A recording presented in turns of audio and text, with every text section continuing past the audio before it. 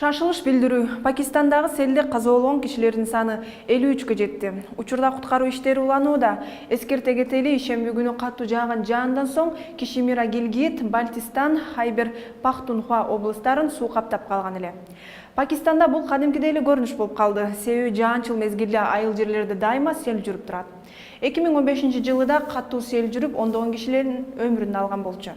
Эми сел коркунучу кайсы жерлерде жана кандай пайда болоорун мен Гүлүм Эркинбек кызы 11 каналында кененирээк айтып берем. Саламатсыздарбы? Сел коркунучу Испанияда да пайда болду. Метеорологдордун айтымында 5 апрель күнү Испаниянын көпчүлүк аймактарында 25-50 мм жаан түшөт. Ал эми өлкөнүн түштүгүндө 100 мм жамгыр төгүп, суу тышкыны пайда болушу мүмкүн. Сел жүрүү коркунучу эмне үчүн жылуу айларда пайда болот? Себеби тоолуу аймактарда кышында түшкөн карлар эрий баштайт жана жаз келгенде кар ордуна жаан жаап, бардыгы биригип суу тышкынын түзөт. Бирок сел суунун жээгинде жайгашкан жерлерде да болот. Анткени жаан катуу жааганда суунун көлөмү көтөрүлгөндө суу ашып кетип, жакын жайгашкан үйлөргө жана айыл чарбаларга зыян келтирет. Борбор Азия өлкөлөрүндө абал кандай? Буга кененирээк токтолсок. Кытайда нөшөрлөп жааган жаандын жыйынтыгында сел жүрүшү мүмкүн, бирок Ак Суу жана Үрүмчү шаарларына мындай климат таасирин бербейт. Бул шаарларда күн ачык бойдон калат. Казакстандын батышынан орун алган циклон жылып отуруп, азыр чыгышка жетти. Астана жана Алматы шаарларында жаан-чачындуу күндөр токтоп, күн ачылат.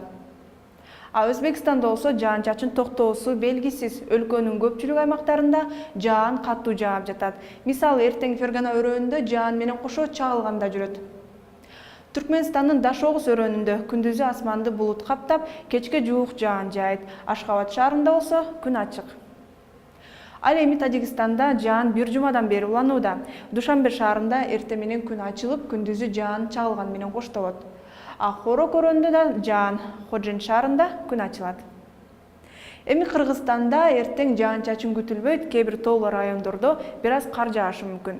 Калган аймактарда жаан-чачын күтүлбөйт. Тоолуу аймактарда автожолдордо тайгак болушу күтүлөт. Батыштан соккон шамалдын ылдамдыгы секундасына 4-9 метрге чейин жетиши ыктымал. Абанын температурасы күн ачылып, бир аз жогорулайт. Сиздер 11 каналында эртеңки күнгө боло турган аба ырайы менен тааныштыңыздар. Кандай гана аба ырайы болбосун, маанайыңыздар дайыма ачык болсун. Көрүшкөнчө.